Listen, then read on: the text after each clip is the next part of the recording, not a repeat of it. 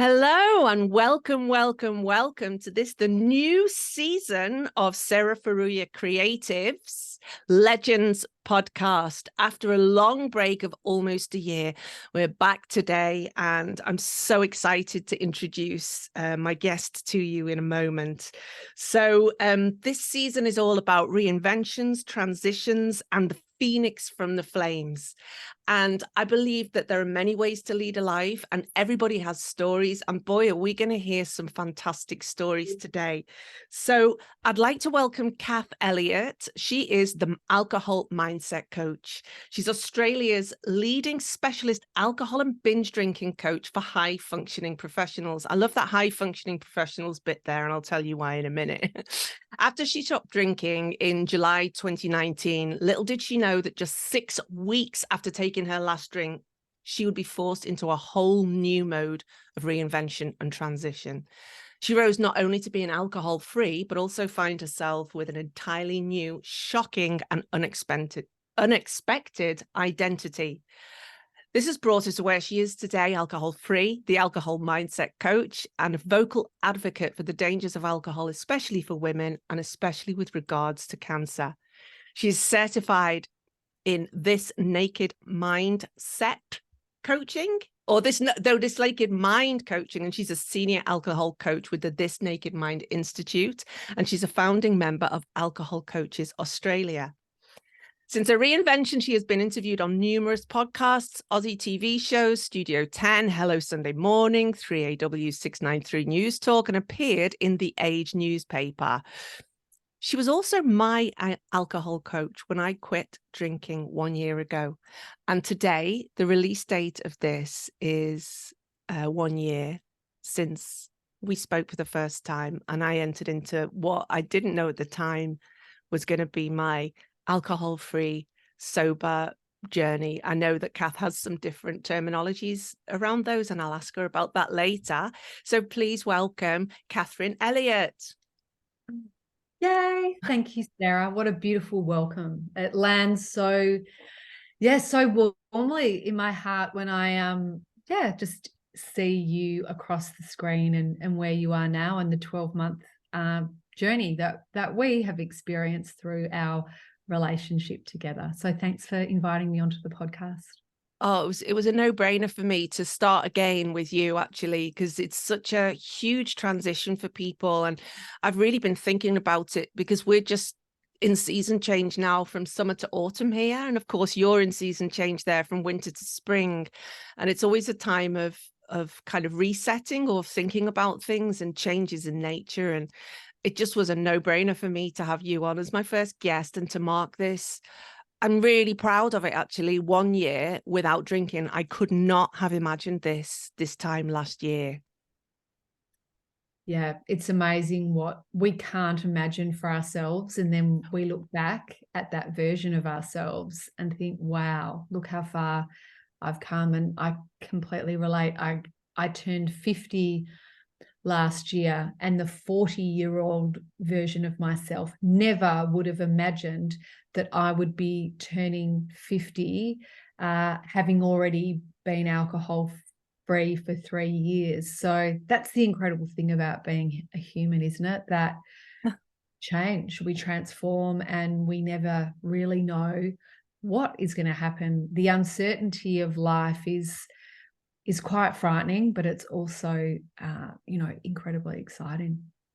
Wow. Love that. I've been listening to you nonstop. I feel like a stalker for the last 2 days. And your like optimism and positivity just comes through, and your warmness towards human beings comes through so strongly that I feel like I'm absorbing a little bit. And I just got goosebumps there. And from a coaching perspective, I want to highlight this phrase. It's amazing what we can't imagine for ourselves. That's so juicy. I'm gonna put that into my kind of morning contemplations. What can I not imagine for myself now?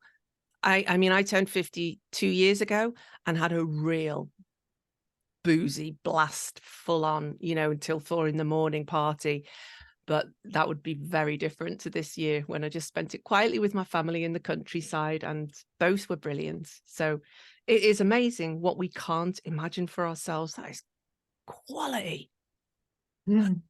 Yeah, I know. And this is the thing. We've got to keep curious about ourselves, right? Because if we don't, we do get very set in conditioned patterns, and alcohol and drinking is one of those.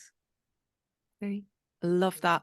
So Kath, my first question to everybody on this season will be, tell me a story of reinvention that you have found interesting or inspiring. Could be somebody you know or admire, or just a famous story of reinvention.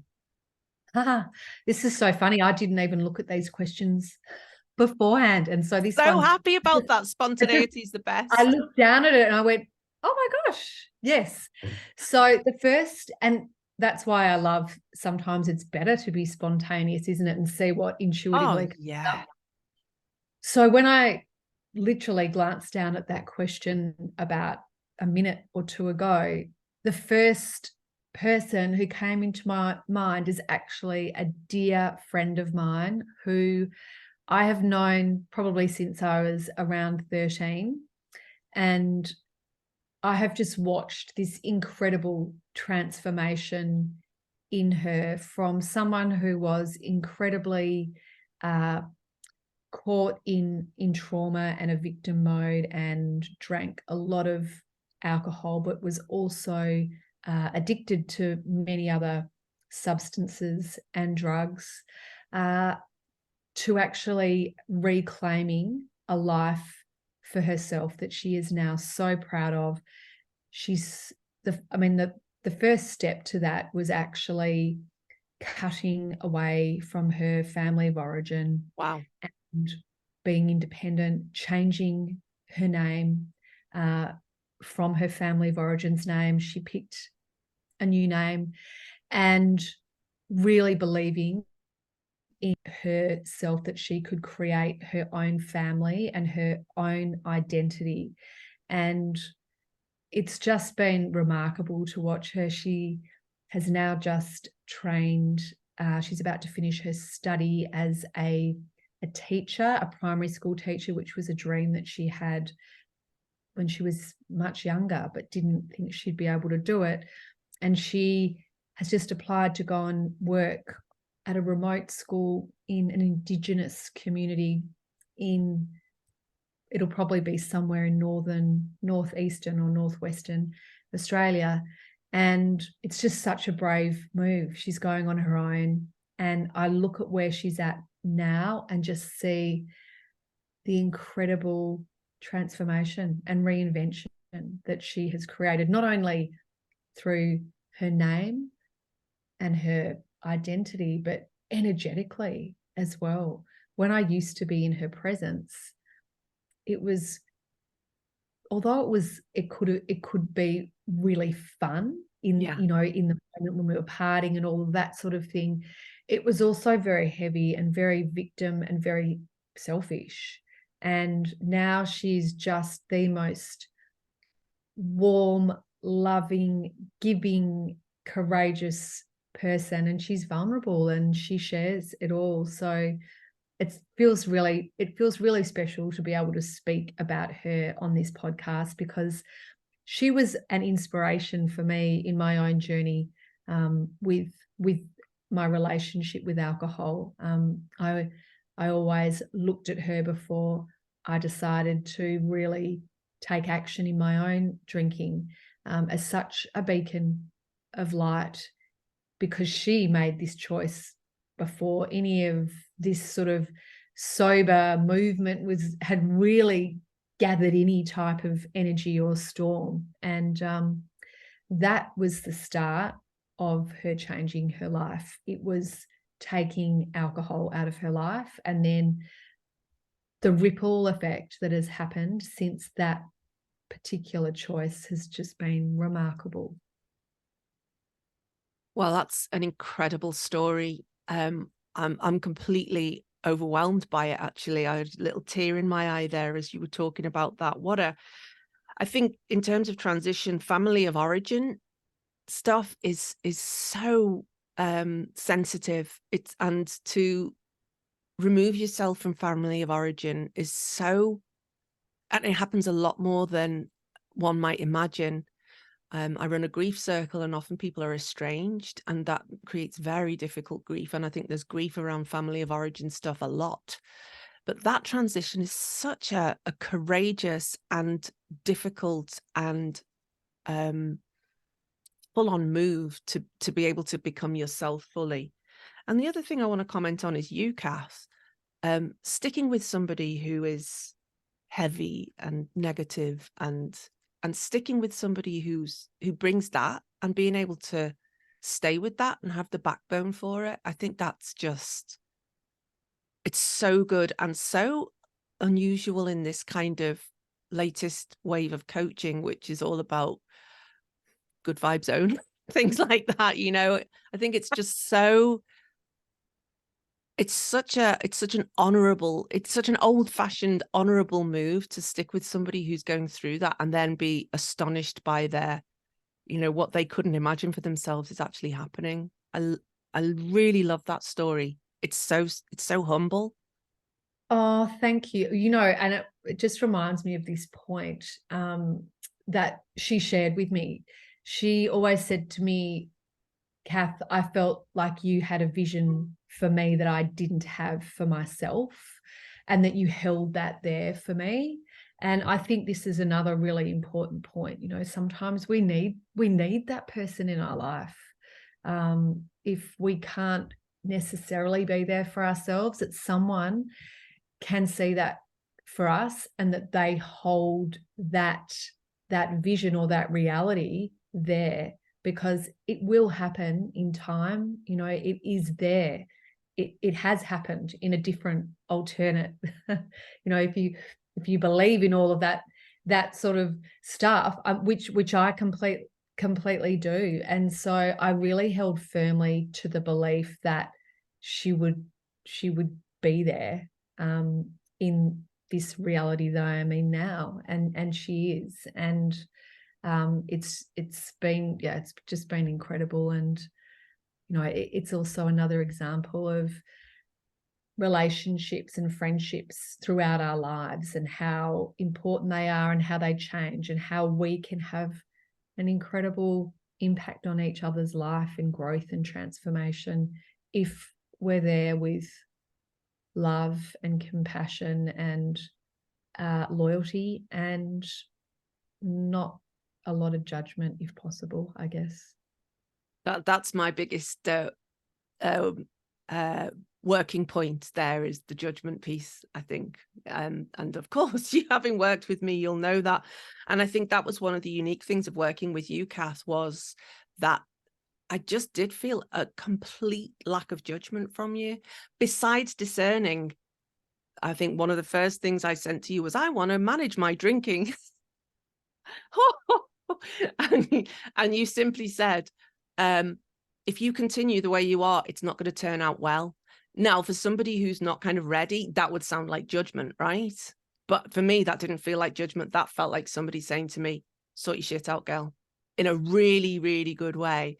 And then another time I said, I think I might just go to this event and have just 1 or 2 drinks, because I think the wine's going to be nice. And you said, can you just have 1 or 2 drinks? And I was like, no, I can't. So there's just this, it's like a lack of judgment, but a really strong sense of honesty and discernment. And I think that builds trust amazingly well. And you obviously did that for your friend as well. Maybe it's something that kind of was inherently in you that coaching brought out even more strongly, because it's very important. But being able to hold a vision for somebody, I mean, we're only like 20 minutes in and I've already got full body goosebumps twice. So FBGs for the people who know my my practice already, FBGs. And holding the vision for somebody else, that is at the core of coaching, I think, as well, but at the core of being a really good friend. And I think it can really help somebody. It certainly helps me, and I don't have the words for it now because you've just introduced this idea to me, is to help you to really stick with somebody who's going through a hard time while at the same time protecting yourself, because if you can hold the vision for them, then that feels like heaven. Don't know where that came from, but there it is. Yeah, absolutely. That's really beautiful. Because sometimes if we are stuck in the reality of where the situation is at that point, we can get very caught in our judgment. And judgment has been a big area that I have had to work on, because my family of origin, there was a lot of judgment. And so I still have to do an incredible amount of work on, I have a like a master saboteur, which is a judgment one that is constantly trying to get back control in my mind. And so I've done lots of work on it, but if I don't do the work, or I don't actually have the awareness or mindfulness, it comes in very quickly and starts to try to run the show. I'm starting to feel personally attacked, so I'm going to move on to the next question. So we've just mentioned family of origin. So why don't you tell me a little bit about your background, upbringing, and the influences in early life? What was that like? And I've also heard you talking about where your drinking journey started, which was very early, very similar. And I also, before we jump into this, you don't need to comment on this just now, but how similar a lot of binge drinking stories are. Like it seems to be the same story, but with different details in. Am I on the right track here? I'll see you lot smiling. Oh, yeah. Okay. So, yeah. So over to the question. Yeah, fantastic. So, so my family of origin. So I am the oldest of 4 children, the only daughter. I've got 3 younger brothers. So one who's 2 years younger, then another one 2 years younger, and then another one that was about 9 years younger than me. So I was always a very, very independent, fiery personality, very assertive. And my parents had a very traditional relationship in many ways. My father was a doctor. My mum stayed home and looked after the house and the kids. But I never saw my mum as a housewife, because she was super intelligent, and managed all of the financial side of mum and dad's life. And I witnessed mum and dad always having very balanced conversations about everything in life. It wasn't like dad was the breadwinner, so he gave mum housekeeping or whatever. It was very much mum was involved in it all, and mum ended up helping dad run some of his medical practices. But I think independently she could have been very successful as a lawyer or an accountant or something like that. Those were, she had incredible memory, and she loved reading and all the details and all that sort of thing. So my family life was really very happy. We grew up in, I would say a pretty privileged area in Melbourne, and I went to a private girls' school in Melbourne, and I was popular at school. I was academic without being, like ducks of the school. I had that mix of, I guess, being quite smart and academic, but also a bit naughty, so I would get Saturday detentions and WAG school and do a bit of that sort of stuff. But then I was also very intent on, doing well at school. And so I had a close relationship with my brothers, and we've always got along. We're not super close as in joined at the hip or anything, but underneath it all, my parents have given us what I would say is a beautiful moral code that we all share, which has enabled us to trust one another and to never doubt that we would always act in each other's best interests. And that is actually a really beautiful gift in my family. Both my parents are incredibly loyal, loving people.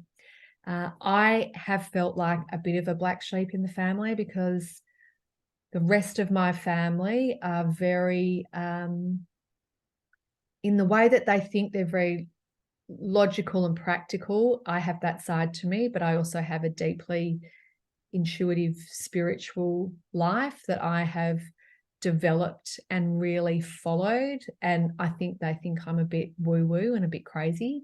But they kind of have started to love that about me. But I know that they kind of sometimes I'll be like, yeah, I'm going on this retreat with Reiki healing and, you know, all these other different things. And they're kind of like, oh, okay. I've never heard of it, you know. Yeah. You'd have the doctors like, good luck with that. Exactly. Yeah. And so the drinking, though, interestingly, on my dad's side of the family, there's been a genetic sort of drinking issue, not in my mum's family. My mum never really drank. I never saw my mum drink. She's not a binge drinker. She's a very normal, if we can even use the word normal, but she had to drink every now and again. My dad was more of a binge drinker, and his two brothers were both had a very problematic relationship with alcohol. And that was obvious from a very early age. And when they're both my dad's brothers have passed away now. And I'm sure they would have lived a lot longer if it wasn't for their really problematic drinking. And I think what I now see looking back is that I definitely, from the time I started drinking when I tried alcohol at 14, there was definitely this, it was kind of this love-hate sort of relationship with alcohol. I loved the oblivion and the letting go of control. That part of it really gave me an escape from my mind, you know, from the control, the discipline. It was like, this is giving me permission to just not remember, to let loose, to have a bit of fun. And that messaging for me was very, very prominent until I decided I needed to step away from drinking.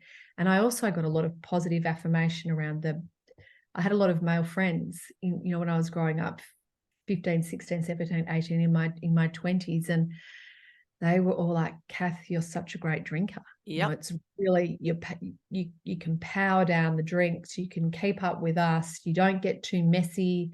You can back it up the next day. And, you know, all of the things. And so I was like, oh, you know, being a big drinker like this, I'm a bit of a legend, right?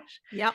And so it formed a very positive part of my identity as Kath, the big drinker, Kath, the party girl, Kath, the one you can rely on.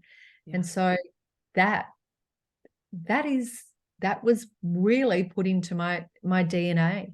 And look, I did question it though. Like there was this other part of me that was like, oh, I don't like the way I behave when I drink. Sometimes I don't like how angry I get. I don't like that I forget things. You know, I don't like that I wet the bed. I don't like all those things that I didn't like. And I guess I just dismissed them and thought, oh, well, I'm sure I'll get it under control one day, or it doesn't happen enough for it to be a problem. And I thought I'd grow out of it, really. I sort of thought, yeah, I'm sure I'll grow out of it once I have, you know, once I get married and have kids and settle down, all those weird, funny little yardsticks where you think, oh, yeah, well, once that happens, I'll be okay. I'll make some mature decisions. And of course, no, it didn't happen that way.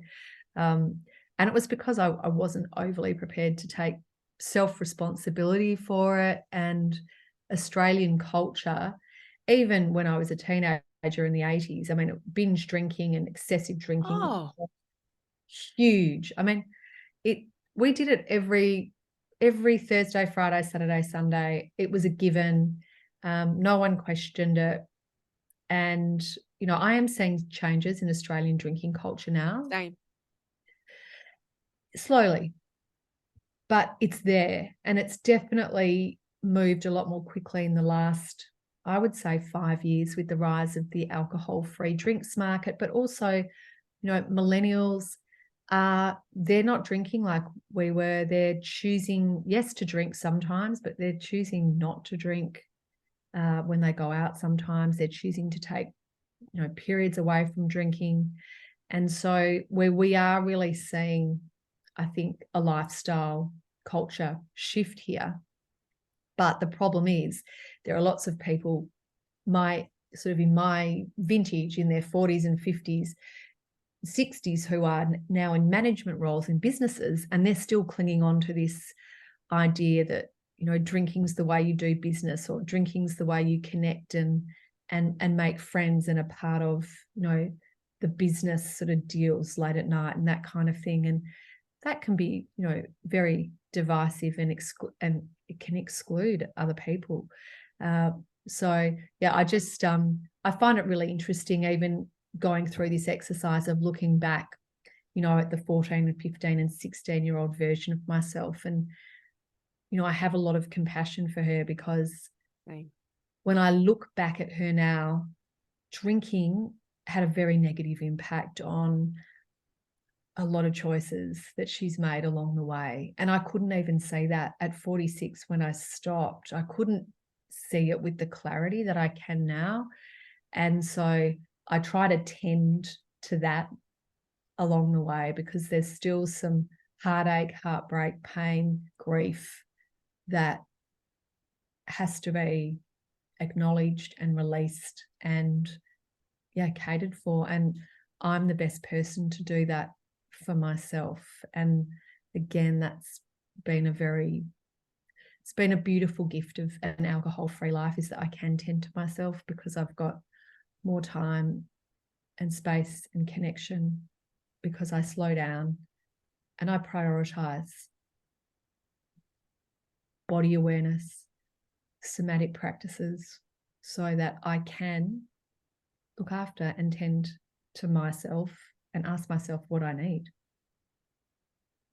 I hear such a tenderness in your voice there, and I wonder if those two things are like connected. Like, I feel like that young version of you and the young version of me are in the room now.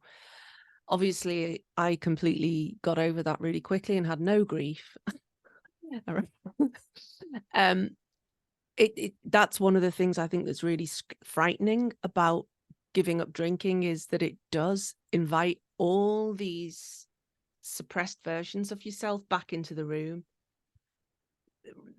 And it's hard, man. I can just remember having, I think, maybe 3 or 4 coaching sessions in a row with you where I just kind of cried and raged at how hard it was, how much I hated it. And you just held the vision for me. You held the space for me, and always brought it back to your area of expertise, which is alcohol, while I was like raging at all the different versions of myself. But the similarities, I if you don't mind, Kath, I'd just like to kind of piggyback on the back of that and tell one of my own stories here, which is about, again, me. I was 14, 15 when I started drinking heavily. And the first time, you know, number one, I was 14, but I looked like this, basically. I didn't look young. So I was the one who was able to go to and same as you, eldest, one younger brother, professional parents, very loyal, and very good at school, but also kind of didn't want that, but wanted something else, right? Very clever, very bright, very involved in everything. But like, there was some cool element to being drunk.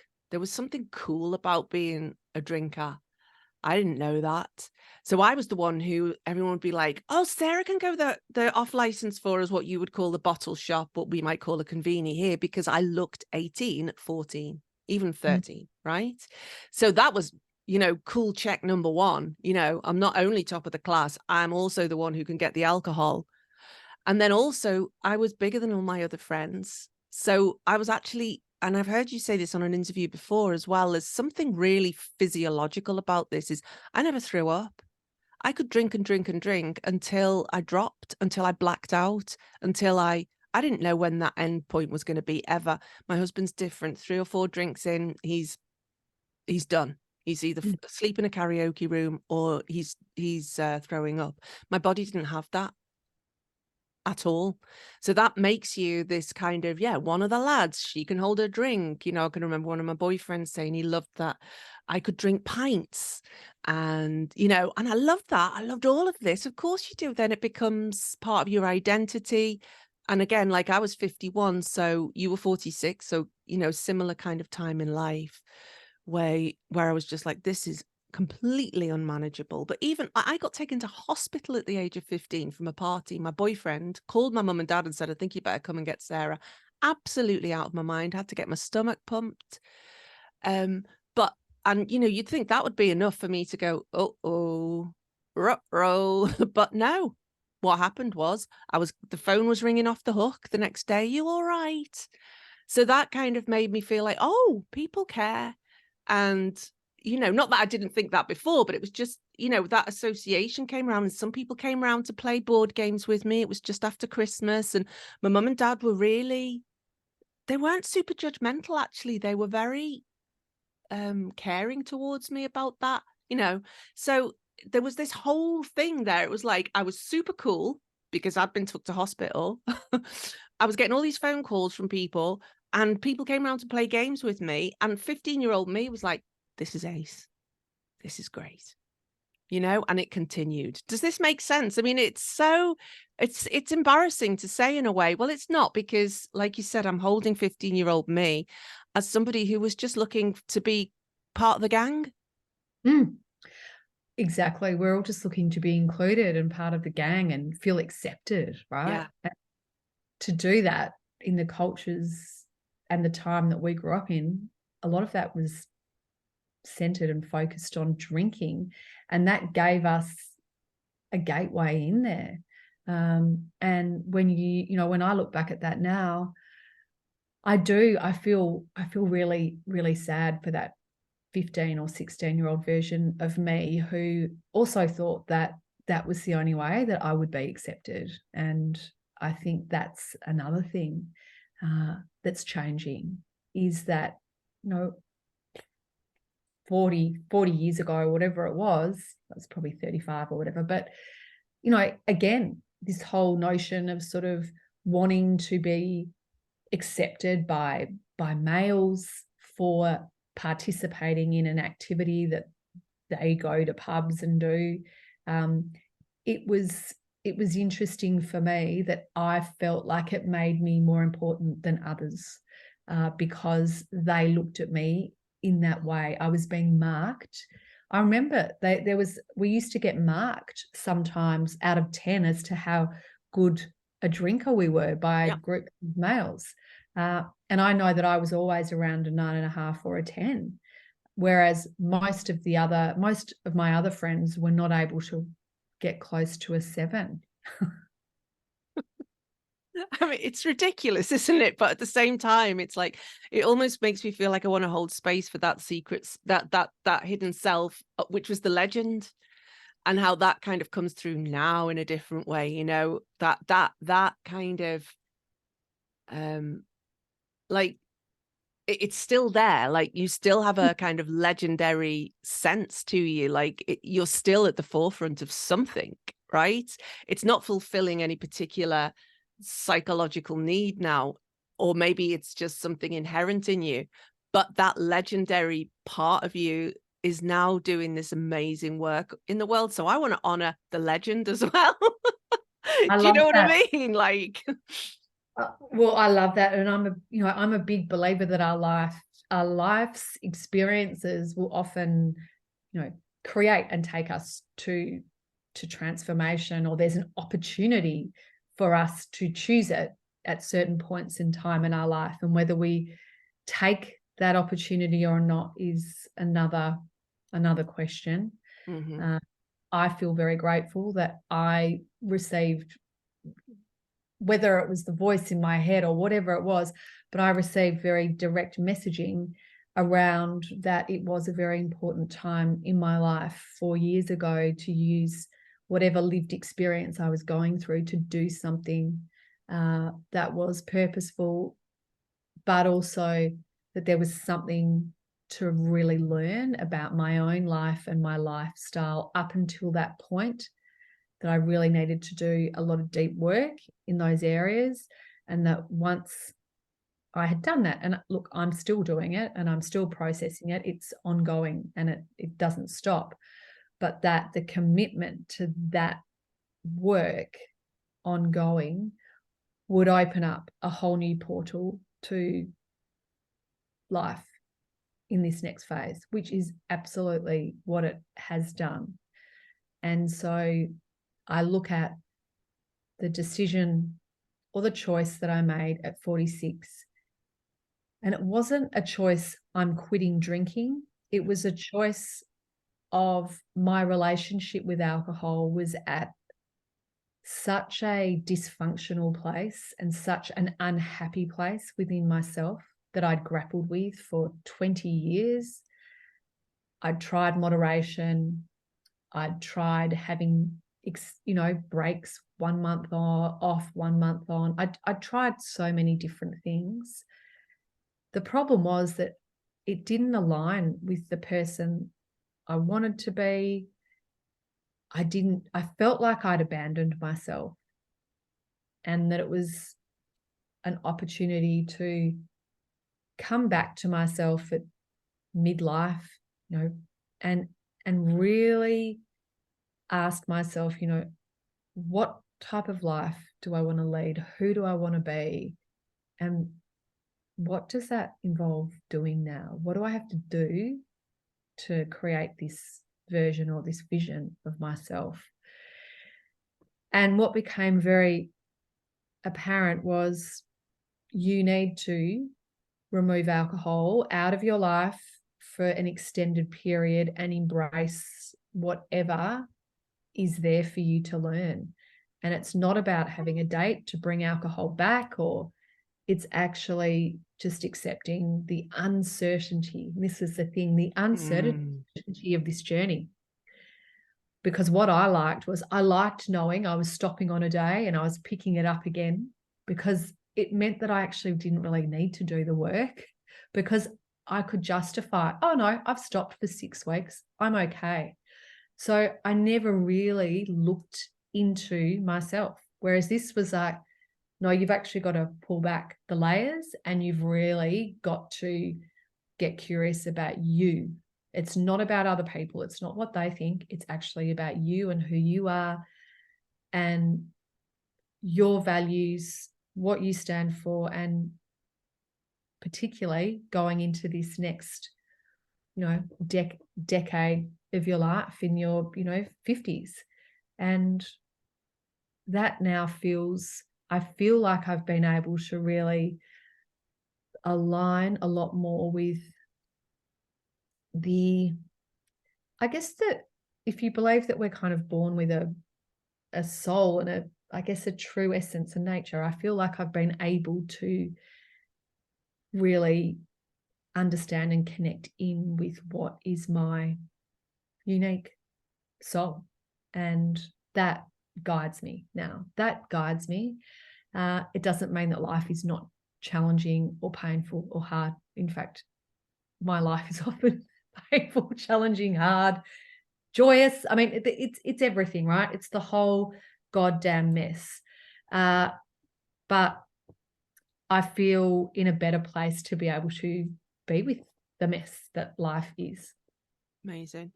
Because you also have 3 boys, right? Who are various ages from their teens down, and a husband and a dog. So there's so many things in your system and in your constellation that will vie for your time. And each of those people has their own inner life that's going to influence yours and so on. There's a couple of things in there that I wanted to pick up on. First one is about like trying to get one's drinking under control. It was that is one of the greatest things about not drinking, is I don't have to think about it. I think I spent half my day thinking about how to drink.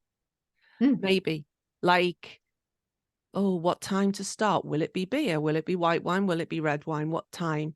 And is it going to be a drinking night tonight or not? When I go out, what am I going to do? When am I going to stop? How am I going to stop? Like, it was just this endless loop. What have we got in? Should I open that? Oh, we are, like stuff like that. But then also you mentioned something about uncertainty. And for me, when I stopped drinking, certainty was removed, because there was a certainty that at some point I'd be able to go, boop, change my brain state from sober to not sober in that first drink. Right. But then the uncertainty that unfolds is wild. I can't even plug into when we first started working together, and I was just the amount of feelings, like 35, 40 years worth of feelings just flooding in on me. That's not there now, or it still is there, but I understand, like you said before, like each of these versions of myself that emerges or shows up and I can't drink down is like is there to be tended to. And that's actually very exciting work if you love this kind of coaching, spiritual, therapeutic work, whatever you want to call it, or just it is to kind of deal with that as it comes up and regulate around it. It's amazing. So I listened to many podcasts about you, and your story is that there was a couple of incidences, one with your family when you were on holiday, when you got very drunk and upset your 3 boys, and one, again, the very last time you drank, it wasn't a glass of wine, it was a bottle and a half of wine, and then the next day you stopped. So I don't know if you just want to speak to that a little bit and then tell us what happened just coincidentally. Sure. Absolutely. There's often this sort of a defining moment or something, or even a rock bottom moment. Sometimes I didn't necessarily have a rock bottom moment. I had a lot of moments that crept up, but the one that really rocked me was when I was on holidays in 2019. It was a beautiful beach holiday with my husband and three boys, who at that time were probably only around 13, 12 and 10, round about those ages. And we went to a friend's house. I drank probably 4 or 5 espresso martinis very quickly within an hour. And I was, like literally, I can remember feeling really, really drunk at the table.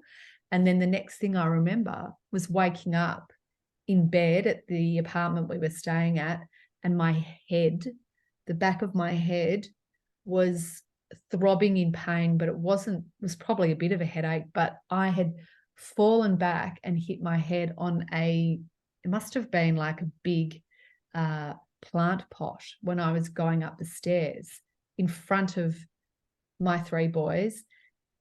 My husband was trying to get me up the stairs, but I was that, heavy drunk where you can't really even move. And I'd fallen. And the boys died. Literally. Yeah. Died. And I was possessed by some sort of like devil. And yes, I was possessed by alcohol, really. And caffeine, vodka, and whatever sweetener you put in the espresso. I've got an espresso martini night thing as well, but back to you. So anyway, the next morning I had to face up to some really hard truths, some truths that had been sitting there under the surface. I knew.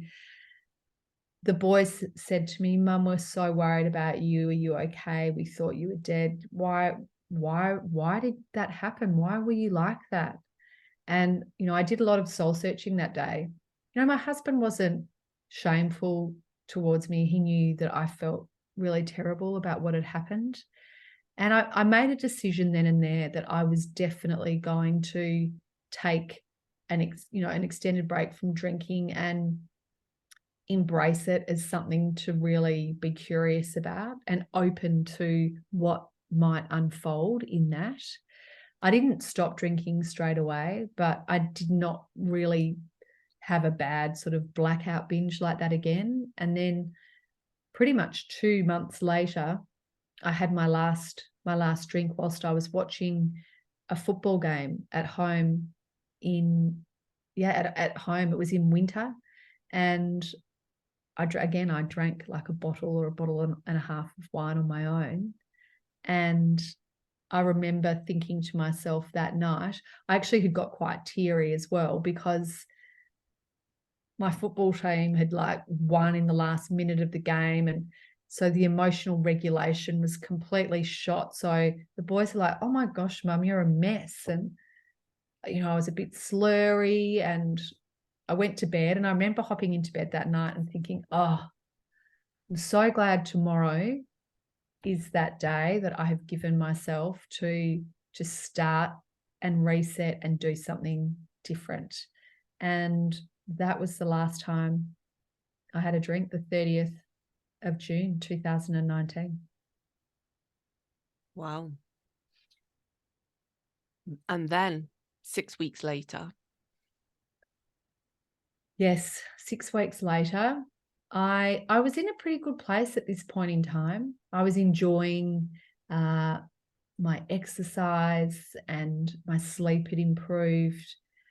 We'd had a few social occasions, but they hadn't been that difficult for me, because in the lead up to this lifestyle change, I had actually taken a number of months over the past 2 years away from drinking. So I'd done quite a lot of socialization without alcohol. So that bit felt okay for me. I actually enjoyed it, because it meant that I woke up the next morning and I felt pretty good. It was the 21st of August. So yeah, less than 2 months after I stopped drinking. It started like any ordinary day at that point in time in my life. And sometimes you don't know that an ordinary day is actually going to turn into a defining moment in your life. And I remember watching my kids as I walked up the stairs, and I thought, oh, you know what? They're not fighting. They're getting ready for school. Life felt good. I was in a rush. I thought, I'll rush up. I'll have a shower. I'll get ready. And I was actually working, ironically, on a women's health campaign that day. And so I thought, right, you've got to get yourself organized. You're running probably half an hour behind schedule. So I went into the shower, and it was in the shower where I was just sort of, just having a couple of deep breaths and thinking, I've got to get myself, doing the checklists in my head about what I needed to do for the day. And it was in that checklist came this sort of words of, Kath, you need to go and look at your body in the mirror out in your bedroom right now. And I was like, oh, okay, weird. And so I literally dried myself off. I put a pair of underpants on and walked out to the floor-to-wall mirror that we had in our bedroom. And I looked at myself, and straight away I could see this dimpled, raised skin on the top of my right breast. And my heart just plummeted. And I literally was gasping for air, and I couldn't even bring the words. And then I tried to sort of touch it, and I could feel it. And then I thought, maybe I can smooth it out. Oh God. That was my first, maybe it's not really there. I literally started yelling and screaming out to my husband. I mean, he thought something horrific had happened. And then 2 days later, I was diagnosed with, I guess it was an aggressive growing cancer. It was isolated to my breast, which was really good news, but I had to start treatment very quickly. I had to start chemotherapy literally, 4 days later. And of course, what happens when challenges come into our life? Normally, we drink. Yeah. And you know what? Dealing with uncomfortable emotions, and these emotions are incredibly uncomfortable, because I'm actually dealing with thoughts like, am I one of those people that might die before they turn 50? Wow. Yeah. And this sort of stuff starts to come into your head, and you're like, no, I did not have that in my plan. I'm not that person. And so all of a sudden it all started. And, you know, look, the one thing I will say is I am very proud of the fact that I was just able to very quickly move on from being the victim, being, I guess, really caught in a story of illness and sickness. And I very much pulled myself out of that very quickly and decided I could create my own narrative around this experience, that I was not sick, I had breast cancer, and I was going to use this experience to have a physical, emotional, and spiritual experience that would bring me a lot of insight into myself and to those around me and to my relationships. And that is what I made. That it was a conscious decision. It was a conscious decision in the first week. And I very quickly moved on to doing all the things, doing all the things in terms of, energy healing, massage, naturopathy, kinesiology, journaling, writing, music therapy. I just started to explore reading. I just became this avid reader as well, of trying to find out, what people had done people who had much more serious cancer diagnoses than I did. What things did they do in their life? And it became very evident to me that all of these people had one thing in common. It was their mental approach, and they changed lots of different things in their lifestyle, because it was the combination of maybe some genetics, but also things in their lifestyle that had created this diagnosis or disease. And that was the same for me. And that alcohol then came up straight away. It's like, your drinking has been so out of balance. It's been a problem for a long period of time. Could this have contributed to your breast cancer diagnosis? And I thought, I don't know. Is there any real links between breast cancer and alcohol? I thought probably not. I mean, the breast is down there. That's not really connected to the throat. So I had no idea. Anyway, I started to do some research, and I was shocked straight away. Hundreds of studies came up around direct links between alcohol consumption and increased breast cancer risk. And then I felt angry. I was like, why didn't I know about this? Why don't we know about this? And I asked my oncologist about it, and she said, yes, there is a link, but you don't need to worry about it too much. And that was really dismissed. There was nothing asked of my alcohol consumption. And then I stumbled on this fabulous resource out of America called Drink Less for Your Breasts. Yep. And it was, for me, it was this one resource that I could go to that just had all the information in it around why alcohol causes breast cancer. There were statistics, there were papers that had it all laid out. And I thought, okay, this is really fantastic that I got access to this information, and that I can use my personal experience to start to generate awareness around this for other people, other women in Australia who don't know about it. Because I asked a lot of people and no one knew about it. They were like, I've never heard of this. And so that's what I do. A lot of work now in Australia, in the media, but also through the podcast interviews that I do, is just around helping women understand that alcohol is a modifiable lifestyle factor that we have control over, that can reduce our overall breast cancer risk. So the less we drink, the lower the risk of breast cancer is. And unfortunately, breast cancer is one of the only cancers that they have scientific evidence that proves only light to moderate alcohol use increases risk. So, 7 standard drinks a week can increase your risk by up to 20% overall. So it's information that needs to be out there. And then people can make their own decision around what they choose to do, right?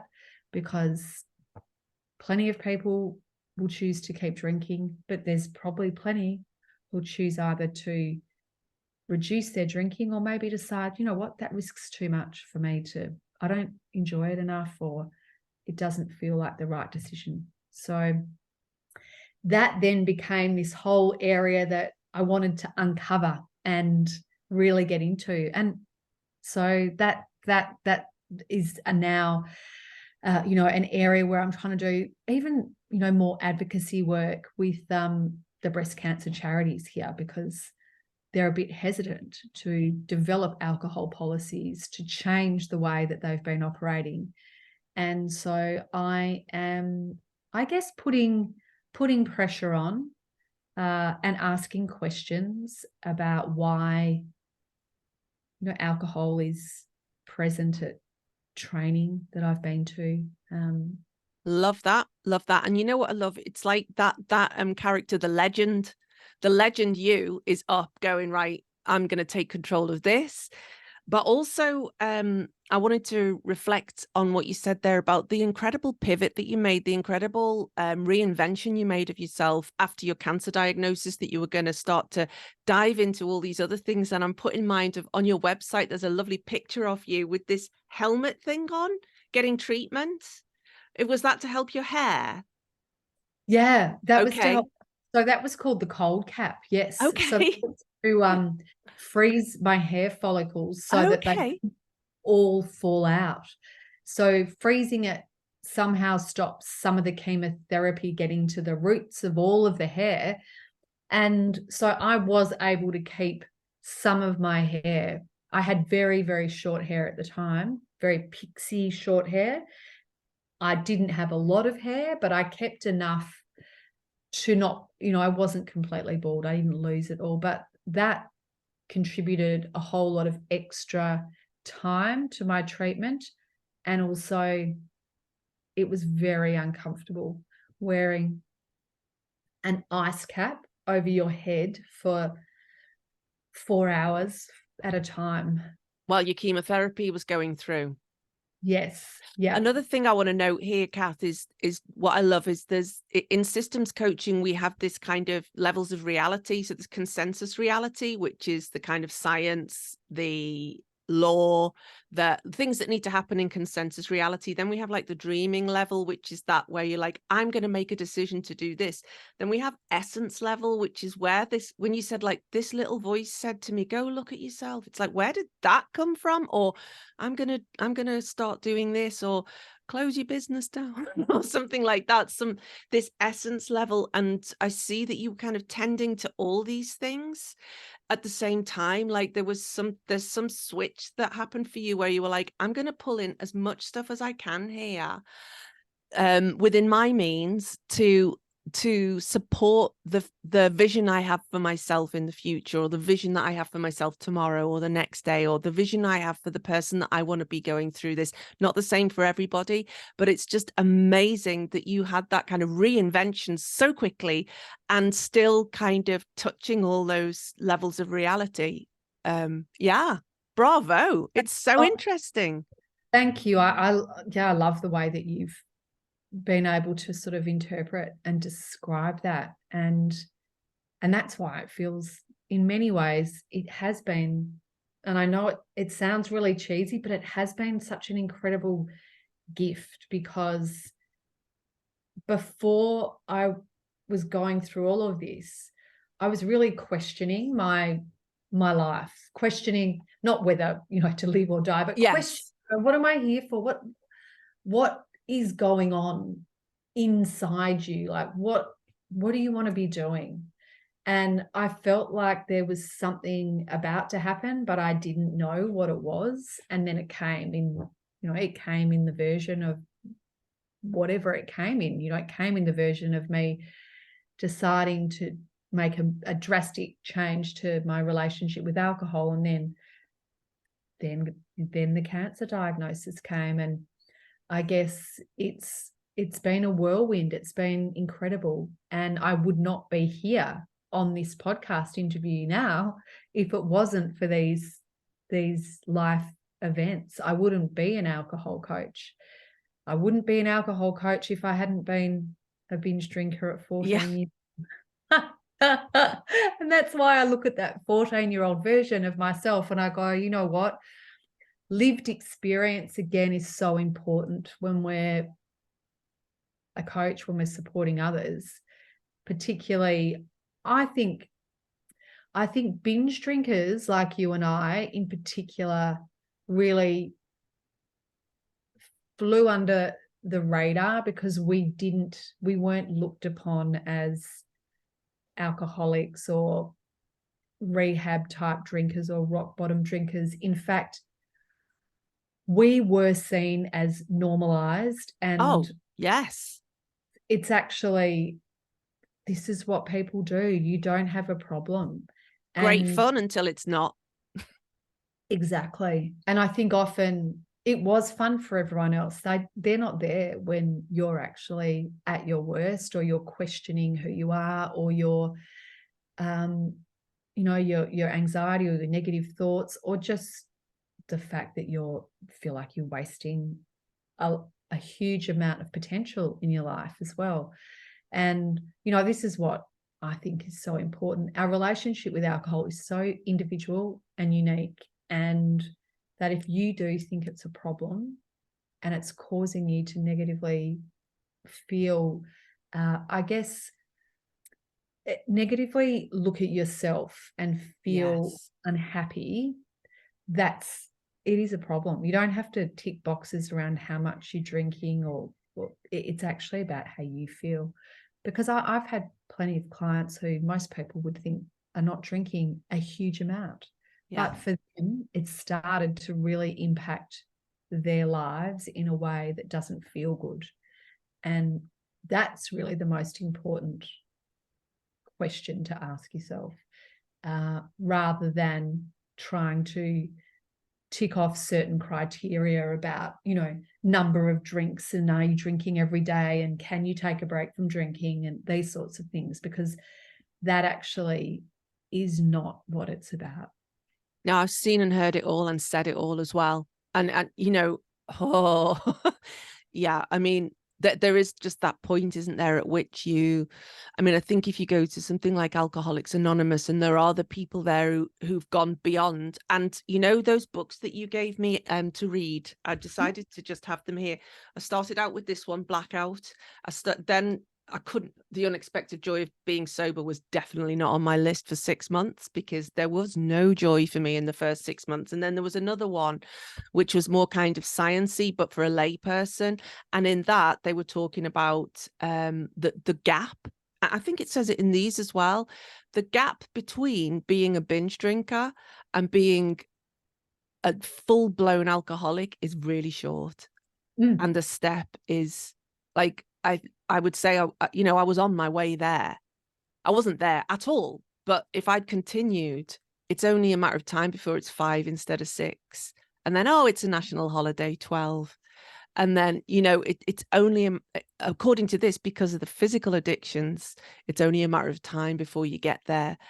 There's so many things I want to say here, but I just want to move on, because and ask you about, well, how was your transition from full-time PR role to entrepreneurship, and what other reinventions are you going to go through in the future? What's in the offing now? What visions are you holding for yourself, if you don't mind giving us a few hints?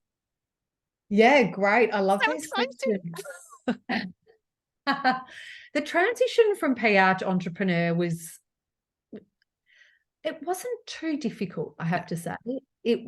I had so many skills from my previous life in communications and writing and PR and event management and all that I could bring to this role, this this business. I did do a specific training in alcohol coaching with This Naked Mind, which I absolutely love, because I specifically saw a niche in helping high functioning professional men and women who identified as binge drinkers. And I also coach daily drinkers as well, but binge drinkers was a very much a niche that I wanted to talk to, because I understand the psychology. And, you know, often what I've noticed in binge drinkers is that their pattern of drinking has started early on in life as teenagers, or, you know, young adults at uni. That is where this excessive pattern of drinking quickly and drinking a lot and not having an off switch, and often not being that really messy person who's vomiting and all over the place, who's able to sort of look like they're keeping it together, but then they get home and they've been in blackout for hours, and then they just sort of pass out, and then wake up and maybe don't have a huge hangover, but there's so much going on underneath that people don't even, you know, even question or know about. And a lot of that is really that shame and negative thought patterns. Yeah. And, you know, the other thing is that people in their sort of 40s and 50s who are still binge drinking, you know, it's been a cumulative, you know, 10, 20, 30 years of a very high problematic excessive drinking. It starts to, I guess, either affect them from a health perspective or a relationship perspective, or something happens at work. So it starts to really show itself. And people will often get to that point and they'll go, I don't know what to do. I don't know how to change this, because I want to, but when I go out and I start drinking, I actually can't. I don't know how to tame the beast. I don't know how to disrupt this pattern of drinking. And I get it, because that was me. And so I obviously take binge drinkers through, and everyone goes through their own process, but it's really about, you know, understanding where it's come from. So important.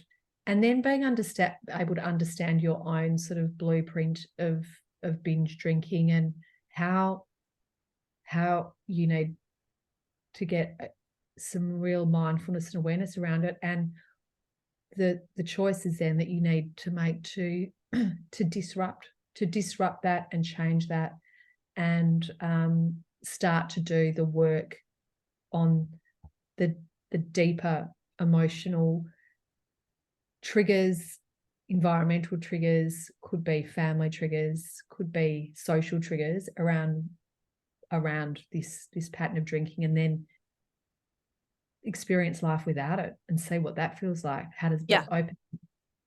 It was amazing. It was almost like alchemy, how that you took me through that process. And I was so clear so early on that I couldn't continue. You know, one of the reasons why, one of the things that really triggered me in the same way that you were triggered when you hit your head, was I hit my head exactly 1 year ago, last weekend. No, 2 weekends ago. Cut my head open at my friend's bachelorette party. And I thought to myself, I went back through the evening and I said, at what point would I have had to have stopped drinking for that not to have happened? Like, what would have been the preventable point between each part? And I was like, the first glass of wine. After the first glass of wine, all bets were off. And that was just such an amazing realization. And the other thing that I loved, that on your website, under your qualifications, the first thing you list is lived experience. That's so badass. That's legend. That's the legend archetype coming through again. It's just like, yeah, my lived experience, move on. And then it's like this naked mind qualified coach. Then, you know, the last thing is like your university qualification or something, you know. But it's just like, I love that. I love that kind of, you know, it's so important, especially with something like this, I think. And yes, so, and what's your mission then? What's your mission from now on? So the vision that I have for myself is that I would love to do more speaking on stages and talk about my lessons and insights through the process of cancer and alcohol-free life, and what that has taught me about myself and what has unfolded in that, because I think too often as humans, we get very caught up in, particularly at this time in our lives, that it is what it is type thing. Whereas I feel like at 50, my life is, I'm truly about to live another life, right? Another life. And that we can create another life for ourselves. It is up to us. It is not up to anyone else. We can reinvent ourselves at any point in time, but it's about connecting with ourselves, and sometimes that's really uncomfortable, and you can't do that when you're numbing yourself out on alcohol all the time. And I'm so excited about spreading the message around, and it's not about the negative impacts of drinking, it's about the benefits of a lifestyle without alcohol and how empowering that can be. Because for me, I look at it now and I go, you know what, even if alcohol wasn't that poisonous and it didn't do all the terrible things that it did, or it just had a few negative impacts on your sleep or whatever, why would I do it when living without it is so much better for my relationship with myself, with my, my friends, my family, my work, my career, that it has been so life-changing that I want other people to hear and to see and to have that vision for themselves, because I created it for myself at a point in time when, I was going through a huge amount, but I would like other people to see the light before having to go through something too traumatic, right? Yeah. To say to themselves, actually, I can do this. And I got a message from a girlfriend literally last night, not a close girlfriend, a girlfriend I used to know at school. And it was a direct message through my Instagram, and it said, "Hi, Kath. I just wanted to thank you. I've watched your Instagram and I've listened to all your podcast interviews, and I have just completed 3 months of alcohol-free, and it's been the most amazing thing I've ever done. I never would have done it if it wasn't for you, and I'm never going back." And you know what? I had tears in my eyes. I was just like, oh my gosh, you never know sometimes who's listening, whose life you might be touching through sharing your own experience with, I guess, just with honesty, with truth. And that's what I try to do.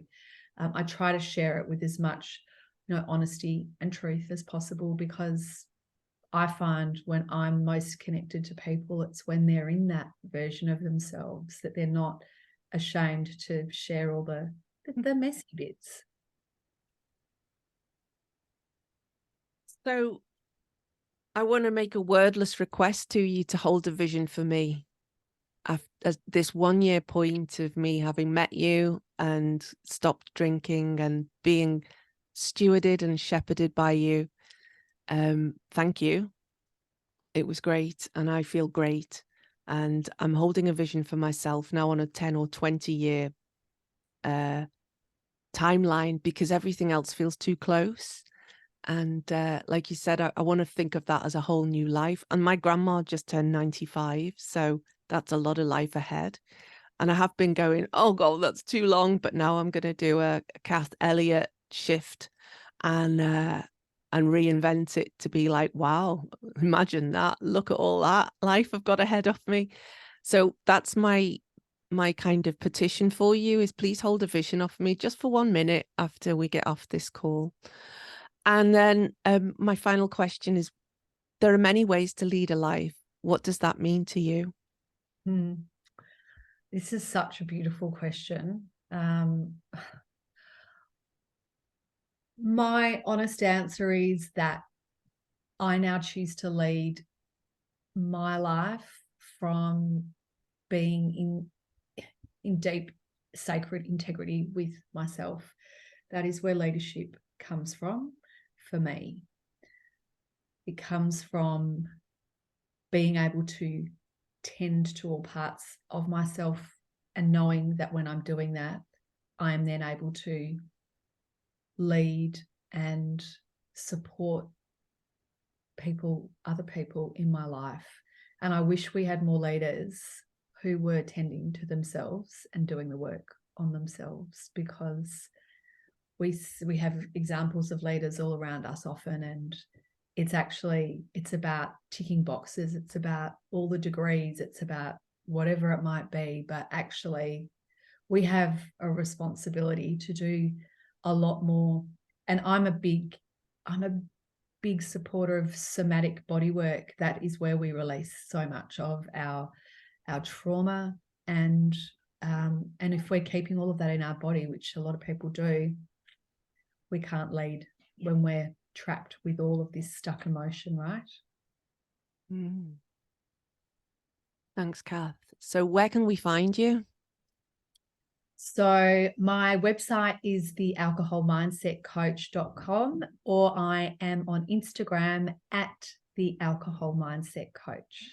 Amazing. So please, everybody, go over and follow Kath and check her out. And if you do think that you might have some kind of relationship with alcohol that you'd like to question or consider, do you still do a discovery call? Yes, absolutely. So I offer a complimentary discovery call, which you can book on my website. Like a 45-minute discovery call, which is, which I'm always really happy to do. It's so important.